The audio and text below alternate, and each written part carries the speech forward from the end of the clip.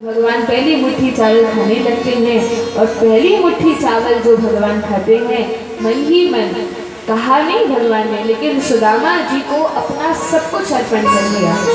जो कुछ भी भगवान के पास था तो सब सुदामा जी को अर्पण कर दिया।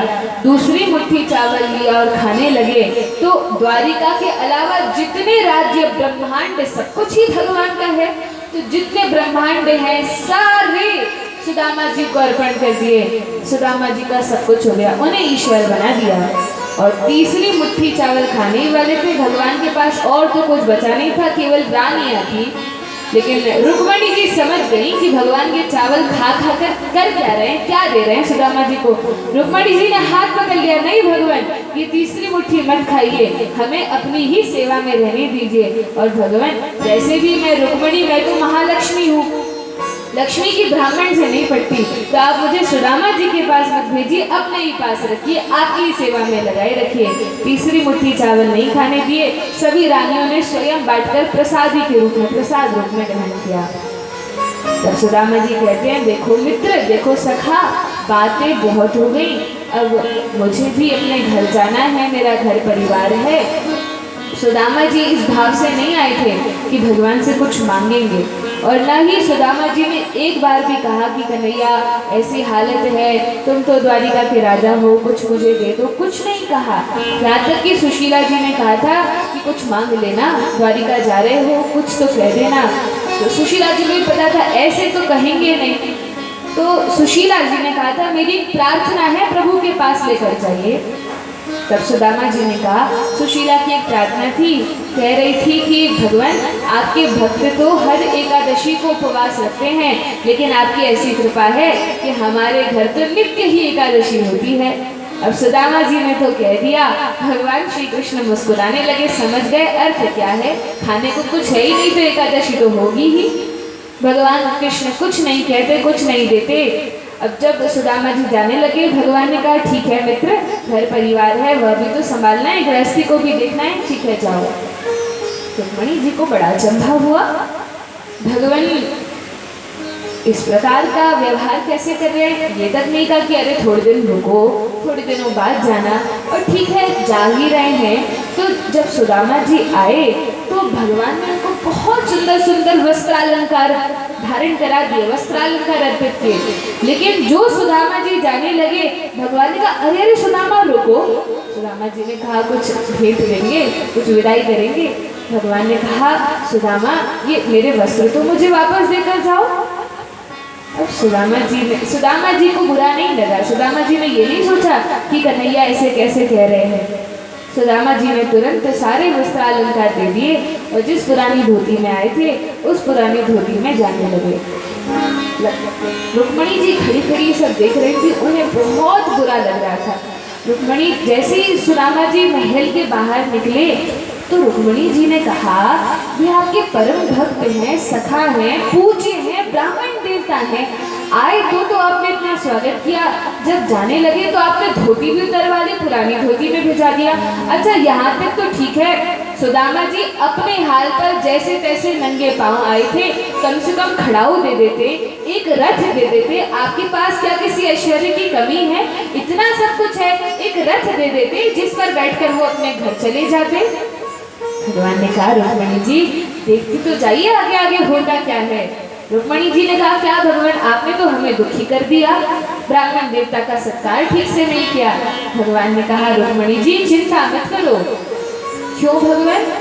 देखो मैं चाहता हूँ कि मेरी यह जो नगरी है द्वारिका, इसमें ऐसे ब्राह्मण पहली बार है, सुदामा जैसे ब्राह्मण का पदार्पण पहली बार हुआ है, और मैं चाहता हूँ सुदामा अपने पाँव की रज से, पाँव की धूल से इस नगरी को पवित्र कर दे, इसलिए मैंने रथ नहीं दिया, नंगे पाँव ही भेजा है। और उन्हें उनके घर पहुंचने तो दो। घर पहुंचते ही जहाँ टूटी टपरियां थी वहां भगवान ने सुंदर महल बना दिए। यहाँ से दिखाया लोगों को कि कुछ नहीं दिया, भगवान द्वारिका वासियों को दिखाते हैं। भगवान वास्तव में ये जताना चाह रहे थे कि ये मेरा मित्र भीख मांगने नहीं आया था, मुझसे मिलने आया था, और इसलिए मैंने इसको कुछ दिया नहीं। तो द्वारिका वासियों ने तो सोचा कि यह केवल मिलने आए थे और जैसी हालत में आए थे वैसे जा रहे हैं। लेकिन जैसे ही सुदामा जी पहुंचे, जितनी टूटी टपरियां थी सब हट गई, सुंदर बड़े बड़े द्वारिका से भी सुंदर नगरी का निर्माण हो गया और वहां पर हजारों हजारों सहस्त्रों वस्त्रालंकार थे। सुदामा जी देखकर चकित रह गए। सुदामा मंदिर देख डरे, सुदामा मंदिर देख डरे, सुदामा मंदिर देख डरे, सुदामा मंदिर देख डरे। यहाँ पे हदी मोरी फूटी झुपड़िया, यहाँ पे हदी झूठी झुपड़िया, कंचन महेर खड़े, हरे कृष्णा कंचन महेर खड़े, सुदामा मंदिर देख डरे, सुदामा मंदिर देख डरे, सुदामा मंदिर देख डरे। बोलिए भक्तवत्सल भगवान की जय। हरे कृष्णा कृष्णा कृष्णा हरे हरे, हरे राम राम राम हरे हरे। सुदामा जी जैसे ही अपनी नगरी में पहुंचे, पहले तो पहचान ही नहीं पाए। अरे यहाँ इस क्षेत्र में तो हमारा गांव बसा करता था, थोड़ी दिनों में सब उलट पुलट हो गया, क्या मैं मार्ग भूल गया। तब देखा एक मंदिर था, सोचा इस देवालय में थोड़ा जाकर दर्शन करते हैं। तो वहाँ सुदामा जी की पत्नी बड़े ही सुंदर वस्त्रों में सुंदर आरती की थाल लेकर बहुत सारे अमूल्य रत्न आभूषण धारण करके खड़ी थी स्वागत में। सुदामा जी ने तो देखा तक नहीं, किसी स्त्री का मुख नहीं देखते थे। चरणों में देखकर कहते हैं, देवी आप कौन हैं, इस प्रकार से क्यों खड़ी? सुशीला ने कहा, प्रभु आपकी पत्नी हूँ, धर्म पत्नी हूँ, आपके स्वागत के लिए खड़ी हूँ। अरे सुशीला, तुम्हारे पास तो साड़ी नहीं थी, इतने सुंदर वस्त्राभूषण कहाँ से आ गए? सुशीला जी ने कहा, मैंने कहा था ना, बस एक बार द्वारिका चले जाइए, भले ही कुछ मत कहना, कुछ मत मांगना, भगवान के दर्शन मात्र से, भगवान को प्रणाम करने से सारे दुख समाप्त हो जाते हैं। तो आप उनके दर्शन के लिए गए और यहाँ देखिए, जहाँ हमारे टूटे फूटे घर थे वहाँ तो सुंदर सुंदर महल बन गए हैं, घर के भंडार भर गए हैं। और केवल हमारा घर नहीं, जितने लोगों ने वो चावल दिए थे ना भगवान को देने के लिए उपहार स्वरूप, सबके घर बदल गए हैं, सबके घर महल बन गए हैं। सुदामा जी को बड़ा आनंद हुआ, लेकिन सुदामा जी के हृदय में कभी धन के प्रति, ऐश्वर्य के प्रति आसक्ति थी ही नहीं। सुदामा जी ने कहा, देखो सुशीला, तुम चाहती थी, तुम्हें यह महल, यह धन धान्य चाहिए था तो तुम्हें मिल गया, लेकिन मुझे तो भगवान का भजन करना है, तो तुम रहो इस महल में, मैं चलता हूँ वन में भजन करने के लिए। और सुदामा जी चले जाते हैं भगवान का भजन करने के लिए, सुशीला जी वहीं रह जाते हैं। आगे वर्णन आता है, आचार्यगण कहते हैं, यदि सुदामा जी ने भगवान कृष्ण से, द्वारिकाधीश से कुछ मांग लिया होता तो सुदामा जी जितना मांगते उतना भगवान देकर विदा कर देते। लेकिन क्योंकि सुदामा जी ने कुछ नहीं मांगा, इसलिए भगवान ने उन्हें सब कुछ दे दिया। तो यदि हम भगवान से मांगते हैं तो हमारी बुद्धि तो बहुत छोटी है, हमें पता नहीं है वो क्या क्या दे सकते हैं, हम तो थोड़े से मांगकर संतुष्ट हो जाते हैं। तो समझदार व्यक्ति कौन है?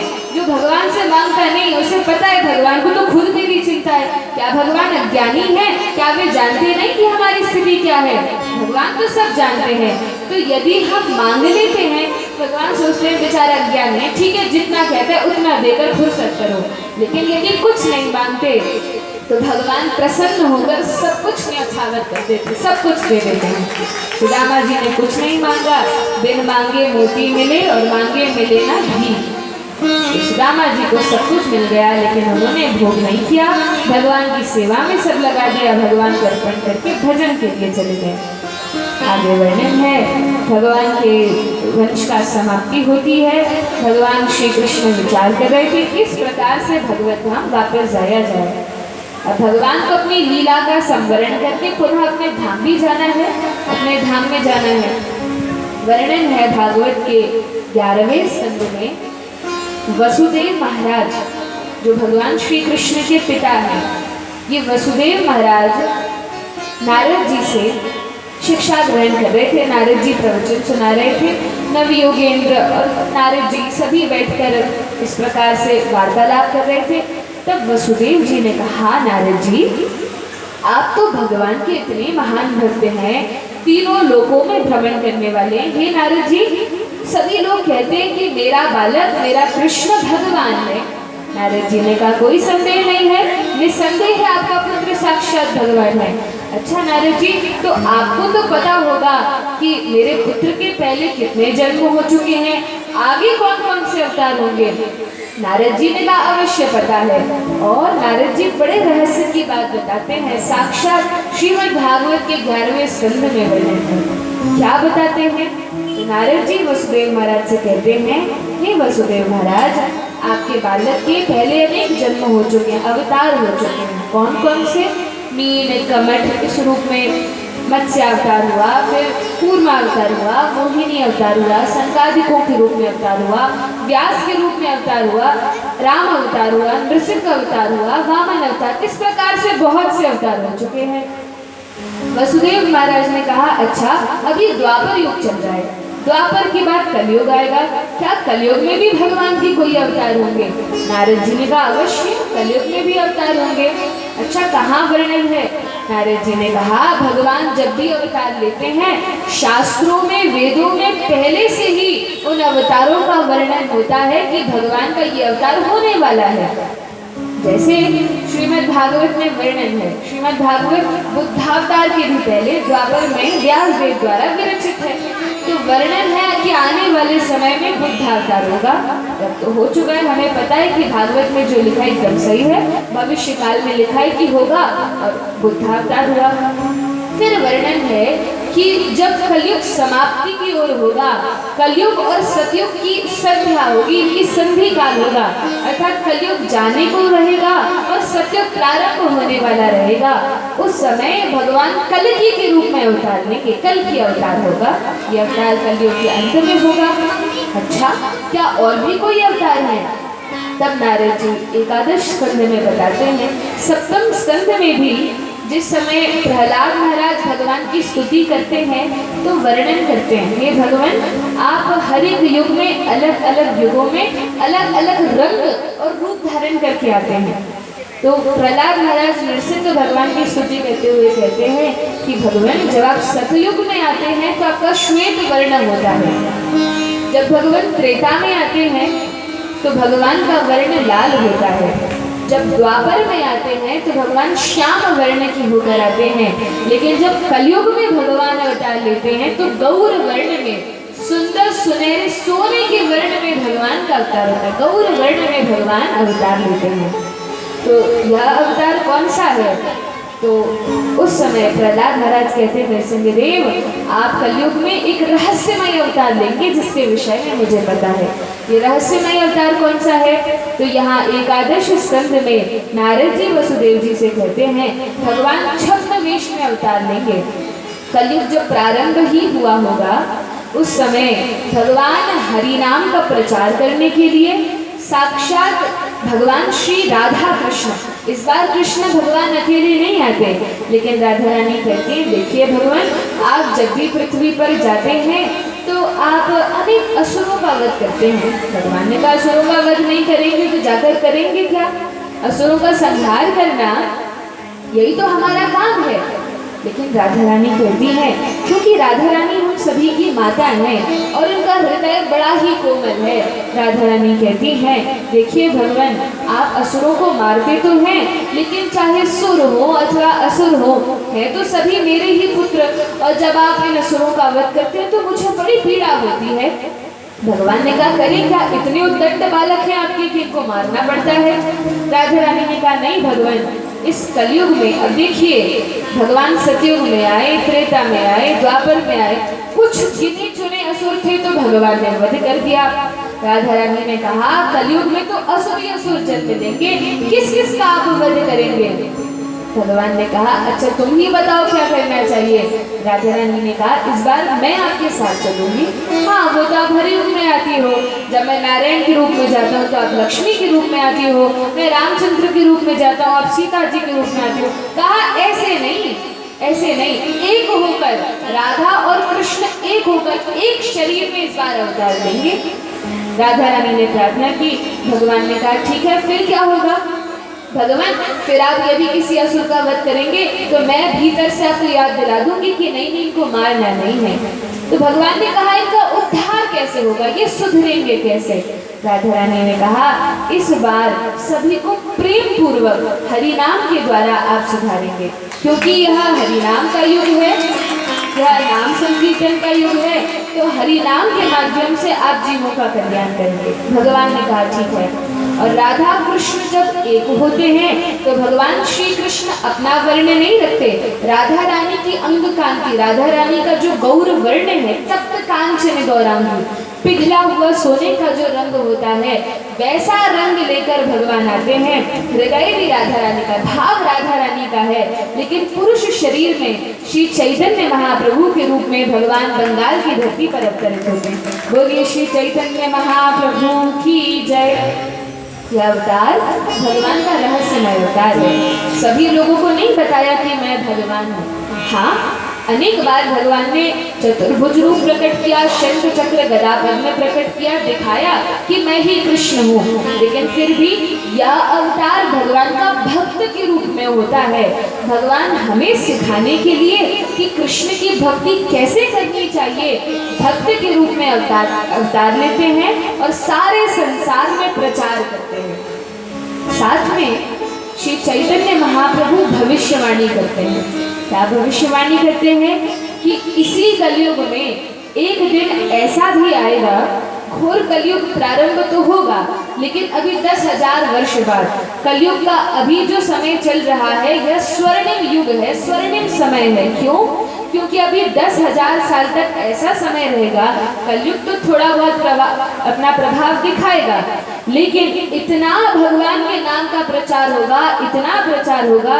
चैतन्य महाप्रभु कहते हैं कि संसार के हर एक शहर में, हर एक देश के हर एक शहर के हर एक गांव की हर एक गली में भगवान के नाम का कीर्तन और प्रचार होगा, और वो समय दूर नहीं है। आज हम देख सकते हैं इस दुनिया के हर एक शहर में, हर एक देश में राधा कृष्ण के कितने सुंदर दिव्य अद्भुत मंदिर हैं, जहाँ हरे कृष्ण महामंत्र का नित्य संकीर्तन होता है, नित्य कीर्तन किया जाता है। तो यह मंदिर देश विदेश में है, हमारे भी भोपाल में यह राधा कृष्ण के 2 मंदिर हैं, पटेल नगर में, DHL में। समय मिले तो हर रविवार वहाँ कार्यक्रम होता है, हरि नाम संकीर्तन होता है, प्रसाद वितरण होता है, बड़ा ही सुंदर साधु संग प्राप्त होता है। तो समय मिले तो कभी वहाँ आ सकते हैं।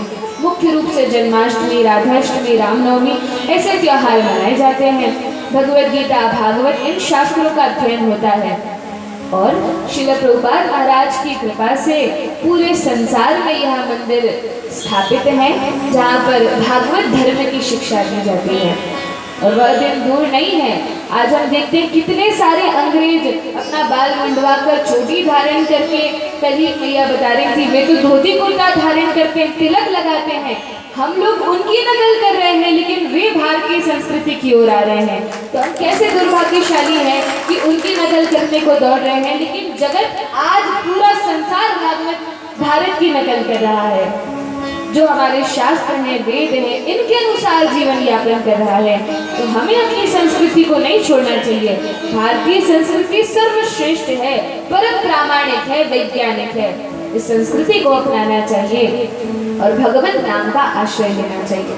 चैतन्य महाप्रभु क्या बताते हैं? चैतन्य महाप्रभु कहते हैं हरिर नाम हरिर नाम हरिर नाम एव केवलम कलौ नास्त्येव नास्त्येव नास्त्येव गतिरन्यथा। बृहदारण्यक पुराण में वर्णन है इस कलह एवं कपट के युग में हरि का नाम और हरि का नाम ही एकमात्र साधन या उपाय है जिससे कलयुग के प्रभाव से, कलयुग के दोषों से बचा जा सकता है। तब कहा, भागवत में वर्णन है, कलेर दोष निधे राजन अस्ति एको महान गुणः कीर्तनादेव कृष्णस्य मुक्त संघ समाचर। कलेर दोष निधे राजन, यह कलयुग कैसा है? दोषों का समुद्र है, दोषों का सागर है, दोषों से भरा हुआ है। लेकिन अस्ति ही एको महान गुण है, इस कलयुग का एक बहुत ही महान गुण है, जिस गुण के कारण परीक्षित महाराज ने इस कलयुग को प्रवेश दिया अपने नगर में, जिस गुण के कारण रहने दिया। क्या गुण है? कीर्तनादेव कृष्णस्य मुक्त संघा समाचर। केवल और केवल भगवान कृष्ण का नाम जप करने से, इस कलयुग में ऐसा नहीं है कि हमें बहुत ही विस्तार से विधिवत भगवान का पूजन करना है। भगवान की पूजा ना कर सके, आरती ना कर सके चलेगा, हवन यज्ञ ना कर सके वह भी चलेगा, तपस्या ना कर सके वह भी चलेगा, ध्यान नहीं लग रहा तो भी चलेगा। फिर क्या करना है? ध्यान नहीं लगता, मन नहीं लगता, कुछ नहीं करना, मन नहीं लगाना, फिर क्या करना है? केवल मुख से हरि नाम लेना है। कितनी जोर से लेना है? लोग सोचते हैं कि हरि नाम लेना है, जप करना है, अर्थात मन ही मन जप करना है, लेकिन मन लगता कहाँ है जो मन से जप करेंगे? कहा मन से जप नहीं करना। श्री चैतन्य महाप्रभु तो आदेश देते हैं कि हरे कृष्ण महामंत्र एक ऐसा मंत्र है जिसका उच्चारण जोर जोर से करना चाहिए। कितनी जोर से? कम से कम इतनी जोर से कि हमारे मुख से भगवान का नाम निकले स्पष्ट रूप से और हमारे कानों तक ध्वनि पहुंचे। मुख से नाम ले, कानों से सुने, श्रवण और कीर्तन दोनों हो जाएगा। तो इस प्रकार से भगवान का नाम जप करना है। केवल खुद का, स्वयं का उद्धार नहीं करना, साथ में जो बैठा है, परिवार में जो और लोग हैं, पड़ोसी हैं, जितने भी परिचित हैं, उन सभी को इस हरि नाम की विशेषता बतानी है, इस हरि नाम का महत्व बताना है। हमें एक ऐसा कुआं नहीं बनना जो अपने में ही पानी रखा और पानी रखा रखा सड़ जाता है। यदि कुआं सबको पानी न दे तो जल उसमें खराब हो जाता है। तो फिर क्या करना है? जो ज्ञान हमें मिला है, जो हमने सुना है, उस सब में वितरण करना है, सबको बताना है। और ज्ञान तो ऐसा जितना बांटो उतना बढ़ता है। तो जितना हम प्रचार करेंगे, लोगों को बताएंगे, सभी का कल्याण होगा। और जब वे नाम जप करेंगे, जब वे हरि नाम करेंगे, तो उसका पुण्य हमें भी लगेगा। तो इसलिए भक्त कहते हैं, राधे श्याम भजो, भगवान कृष्ण का नाम लो, इसी से उद्धार होगा। भज लो राधे श्याम सफल जीवन होगा, भज लो राधे श्याम सफल जीवन होगा, भज लो राधे श्याम सफल जीवन होगा, भज लो राधे श्याम सफल जीवन होगा, सदा जपो सिया राम सफल जीवन होगा, भजो सिया राम सफल जीवन होगा।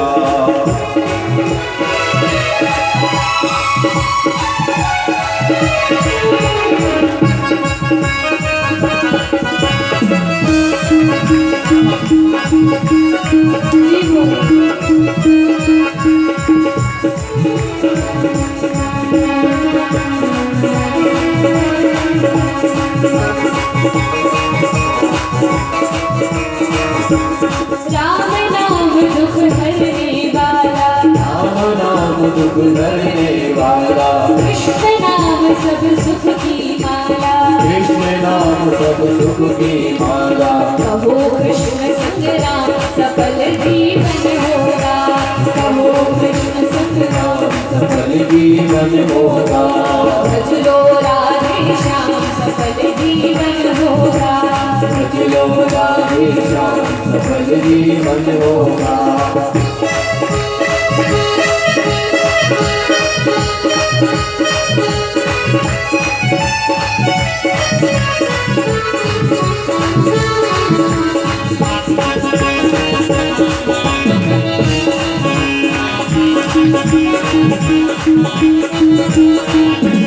हरि की शक्ति हरे कहलाती, हरि की शक्ति हरे कहलाती, राम नाम संग बढ़ती जाती, राम नाम संग बढ़ती जाती। जैसे कहो हरे राम सफल जीवन होगा, जैसे कहो हरे राम सफल जीवन होगा।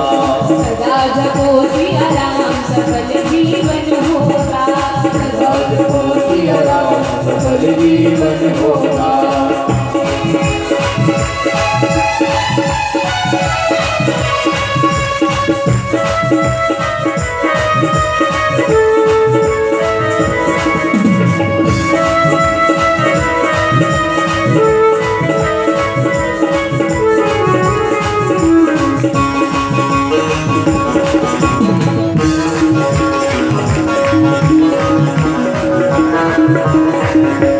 राधे बिन कृष्ण नाम अधूरा, राधे बिन कृष्ण नाम अधूरा, राधे बिन कृष्ण नाम अधूरा, राधे बिन कृष्ण नाम अधूरा। हरे कृष्ण से होता पूरा, हरे कृष्ण से होता पूरा। जपते रहो ये नाम सफल जीवन होगा, जपते रहो ये नाम सफल जीवन होगा। भजो राधे श्याम सफल जीवन होगा, भजो राधे श्याम सफल जीवन होगा।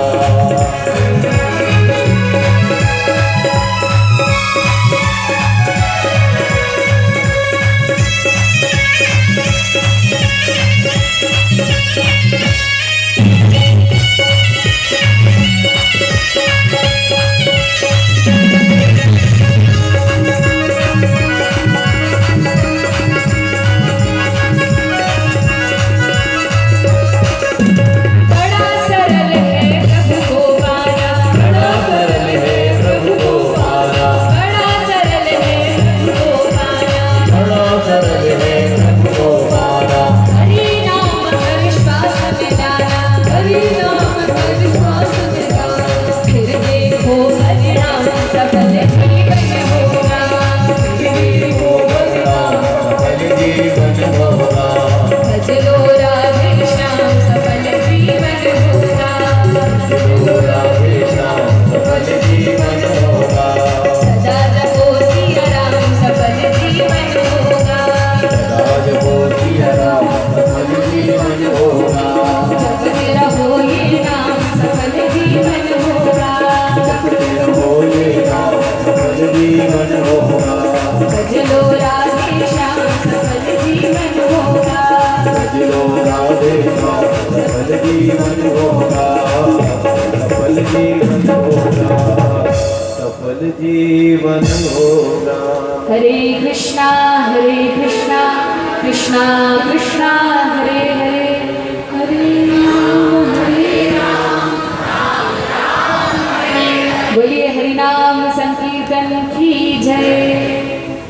तो भागवत में वर्णन है वास्तव में हे परीक्षित, यह कथा का, संपूर्ण हवन यज्ञों का, संपूर्ण पूजा विधि का, धर्म शास्त्र का यदि कलयुग के लिए सार है तो वह केवल हरि नाम है।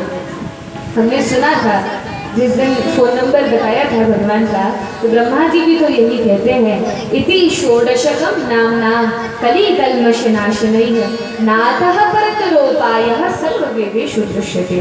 सभी वेदों में देख लिया है नारद, इस महामंत्र के अलावा कोई उपाय नहीं है। अच्छा, तो भगवान का नाम ही भजना है, कोई भी नाम भज सकते हैं, सीताराम कह सकते हैं, राधे श्याम कह सकते हैं, किसी भी प्रकार से नाम जप सकते हैं। तो कहा हाँ अवश्य जप सकते हैं, भगवान के ही नाम है, अलग अलग नाम है, चाहे गोविंद कहो, मधुसूदन कहो, कृष्ण कहो, वासुदेव कहो, सभी भगवान के नाम हैं। लेकिन विशेष रूप से कलयुग में इस जीवन के उद्धार के लिए भगवान के नामों को एक विशेष क्रम में स्थापित करके दिया गया है। और कली संतरण उपनिषद में कहा, हरे कृष्णा कृष्णा कृष्णा हरे हरे, हरे राम राम राम हरे हरे। यह विधि है। जपते हरेर इति कृष्ण इति राम इति। तो कहा हमने तो सुना है हरे राम से प्रारंभ होता है, पहले हमने सुना होता है कि हरे राम से भी यह मंत्र प्रारंभ है। अवश्य यह भी वेदों में वर्णित है, हरे राम राम राम हरे हरे, हरे कृष्णा कृष्ण कृष्ण हरे हरे। यह भी गलत नहीं है। लेकिन यह जो मंत्र है ये वैदिक है और हरे कृष्ण से जब प्रारंभ होता है तो यह पौराणिक होता है। तो कहा कि क्या भेद है, क्या हरे राम से नहीं जप सकते? अवश्य जप सकते हैं, पूर्ण अधिकार है, लेकिन क्योंकि वेदों का उच्चारण करने का अधिकार हर किसी को नहीं होता और फिर विशेष रूप से जब चैतन्य महाप्रभु आते हैं तो वे यह क्रम बताते हैं, हरेर इति कृष्ण इति राम इति।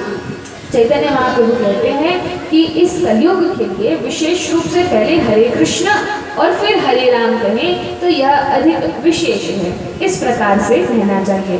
फिर कहा, नामः चिंतामणि श्री कृष्ण चैतन्य रस विग्रह पूर्ण शुद्धो नित्य मुक्तो अभिन्नत्व नाम नामिनो। यह नाम किस प्रकार है? नामः चिंतामणि, भगवान का ये नाम चिंतामणि के समान है। यदि भौतिक इच्छाएं भी हो तो कहीं नारियल फोड़ने के लिए, कहीं पर अगरबत्ती चंदन चढ़ाने के लिए, ये करने के लिए, वो करने के लिए, लाल धागा, काला धागा, पीला धागा, इन सब में नहीं पड़ना पड़ेगा। फिर क्या करना पड़ेगा? कलयुग के लिए एक ही विधि है, वह है नाम संकीर्तन। तो नामः चिंतामणि, यह नाम चिंतामणि के समान है। और काला धागा, पीला धागा, ये तो मनुष्य बोलते हैं, ऐसा कर लो, वैसा कर लो, इन बाबा ने कह दिया, उन बाबा ने कह दिया, लेकिन यह तो साक्षात शास्त्र कह रहे हैं। कौन से शास्त्र में लिखा है? पद्म पुराण का श्लोक है, नामः चिंतामणि कृष्ण चैतन्य रस विग्रह। भगवान का ये जो परम नाम है, सुंदर नाम है, कृष्ण चैतन्य महाप्रभु प्रदान करते हैं, यह नाम चिंतामणि के समान है। फिर चाहे जो भी इच्छा हो, यदि इच्छा ठीक है तो भगवान अवश्य उसको पूरा करते हैं, भगवान उन इच्छाओं को पूरा करते हैं। और यह नाम भगवान से अभिन्न है, कृष्ण का नाम और साक्षात कृष्ण, इनमें कोई भेद नहीं है, एक ही है। इस भौतिक संसार में चीजें अलग अलग होती हैं, लेकिन आध्यात्मिक जगत में एक ही होता है। कहा कृष्ण तो कृष्ण साक्षात प्रकट हो जाते हैं, नाम में और नामी में भेद नहीं होता। श्री राम रक्षा स्तोत्र में तो सभी को याद है, शिव जी स्वयं पार्वती मैया से कहते हैं, देखो पार्वती, तुम्हारे पास यदि विष्णु सहस्त्र नाम पूरा पढ़ने का समय न मिले, इतने सारे घर गृहस्थी के काम होते हैं, तो क्या करो? कहा, देखो पार्वती, मैं भी राम नाम का ही जप करता हूँ और किसी मार्ग में नहीं जाकर ये भी कर लो, वो भी कर लो, ये कर्मकांड, वो कर्मकांड।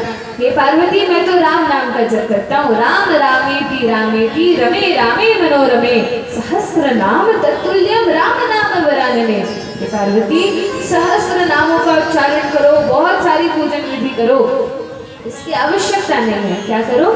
एक बार राम नाम बोल दो, भगवान विष्णु के 1000 नाम लेने का फल तुम्हें राम नाम लेने से मिल जाता है, केवल श्री राम कहने से। आगे वर्णन है ब्रह्मांड पुराण में इसी बात के ऊपर और विस्तार से वर्णन है। क्या कहा?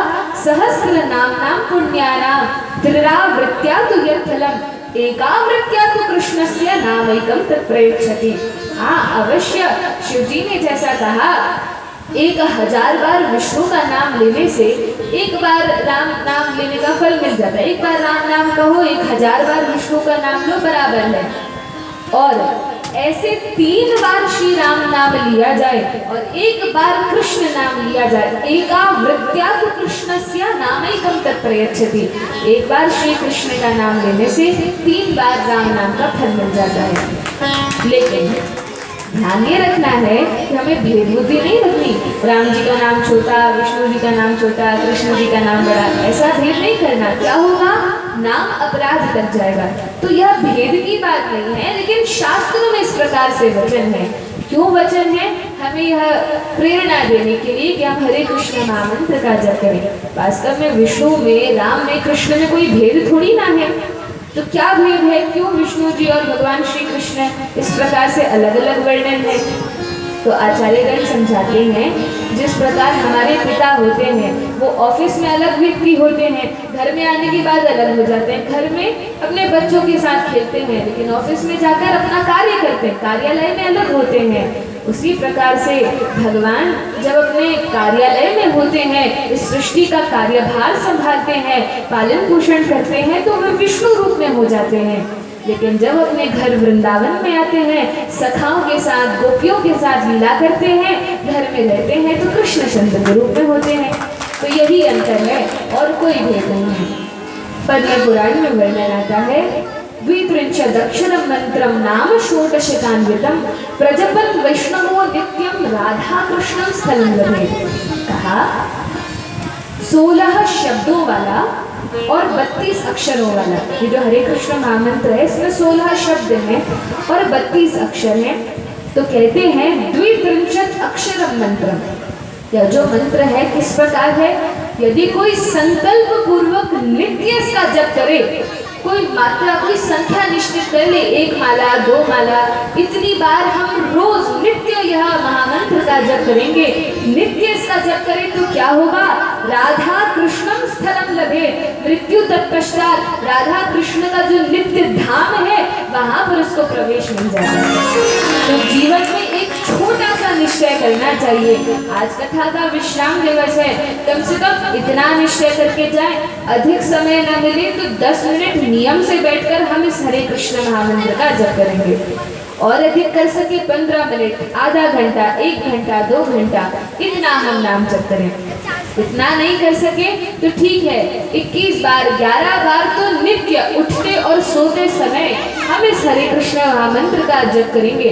ऐसा निश्चय कर लें कि जब भी भोजन करेंगे तो भोजन के पहले इतनी बार मंत्र बोलेंगे, 5 बार, 10 बार, 11 बार, तो अपने आप याद आ जाएगा कि अरे भोजन करने बैठे हैं, शरीर का पोषण कर रहे हैं, आत्मा का भी पोषण करना है। आत्मा का पोषण किस प्रकार से, ये शरीर तो हमारा नहीं, यहीं छूट जाएगा, हम इसको छोड़कर चले जाएंगे, लेकिन हम आत्मा है और आत्मा का भोजन देना ये हमारा धर्म है। आत्मा को संतुष्ट रखना, इसको परिपूर्ण रखना ये धर्म है। अब एक माता थी, वो क्या करती थी, एक बहुत सुंदर तोता और तोते का पिंजरा लेकर आई। माता को पक्षी बड़े पसंद थे, तोता बड़ा पसंद था, लेकिन वे मैया करती क्या थी कि जब वे नया नया पिंजरा लेकर आई और तोता उसमें रख कर लाई, तो वह पिंजरा बड़ा ही सुंदर था, सोने का पिंजरा था। अब वो माता क्योंकि सोने का पिंजरा था, रोज उस पिंजरे को साफ करती, एक एक उसके धार को साफ करती और बड़े अच्छे से चमकाती, लेकिन उस पिंजरे के अंदर जो तोता बैठा है उसको भोजन देना भूल जाती। अब 1 दिन हुआ, 2 दिन हुआ, 1 हफ्ता हो गया, उस तोते की हालत बहुत खराब हो गई, न खाने को दे न पीने को दे, पिंजरा रोज साफ करे, खूब चमकाए उस पिंजरे को पीताम्बरी लगा लगा के, लेकिन उसके भीतर जो तोता बैठा है उस तोते पर ध्यान ही न दे। कुछ दिनों बाद क्या हुआ, वो तोता मर गया। जब तोता मर गया, पिंजरे का क्या काम, वो पिंजरा तो इसलिए था कि तोते को रख सके, तोता मर गया। अब बड़ी दुखी हो गई कि अरे यह तोता तो चला गया। इसी प्रकार से हम करते हैं, आत्मा को तो भोजन देते नहीं, आत्मा को क्या आवश्यकता है, क्या जरूरत है वो हम पूर्ण नहीं करते, और ये जो पिंजरा है ऊपर से शरीर, इसको चमकाने में दिन रात लगे रहते हैं, 10-10 प्रकार के मेकअप लाते हैं, शरीर के ऊपर पोतापाती करते हैं, लेकिन भीतर जो आत्मा बैठी है इस पर ध्यान नहीं देते। लेकिन परम धर्म क्या है, ठीक है पिंजरा जैसा है, लेकिन भीतर तोता बैठा है, उसको तो रिष्ट पुष्ट रखो, उसको तो ठीक रखो, तो समझदार व्यक्ति तोते को भोजन देगा, लेकिन जो मूर्ख है वह शरीर को ही चमकाने में लगा रहेगा।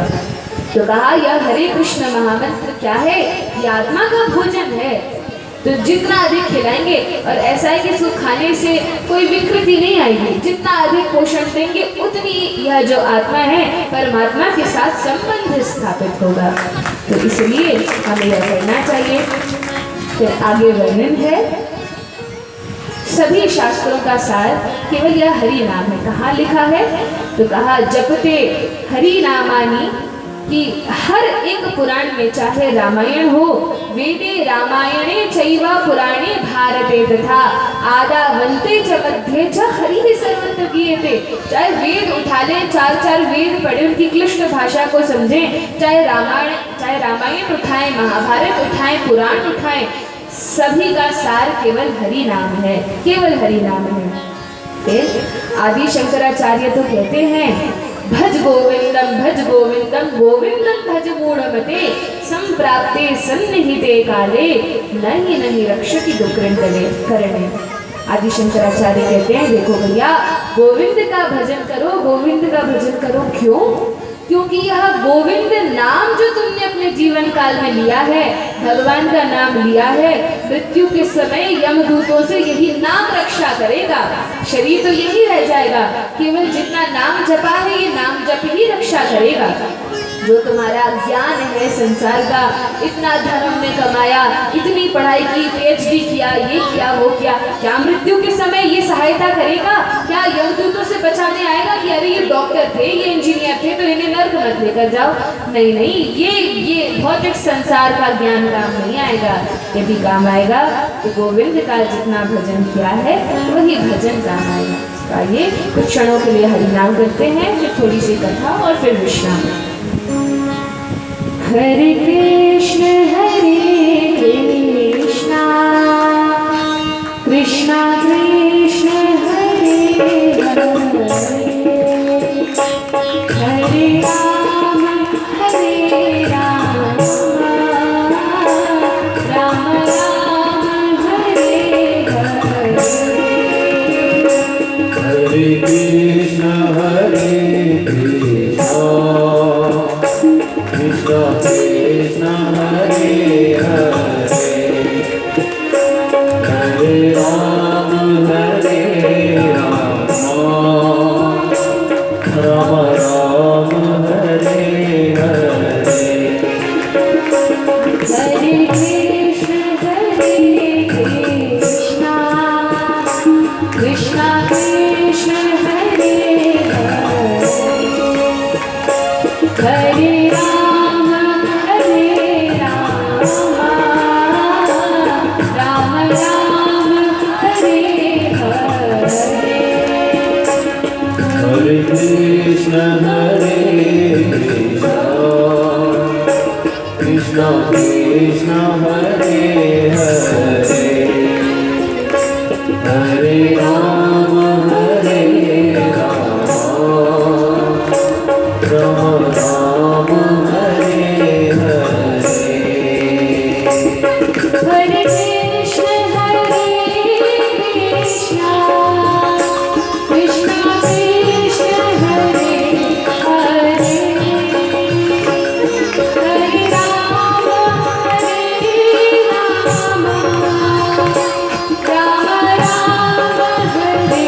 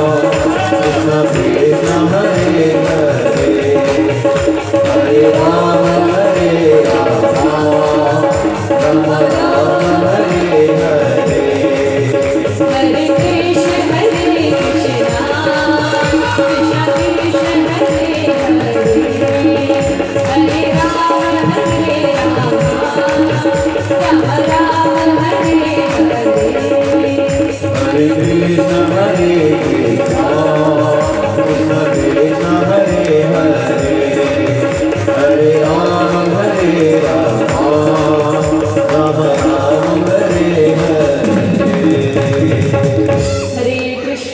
हरे कृष्णा कृष्णा कृष्णा हरे हरे, हरे राम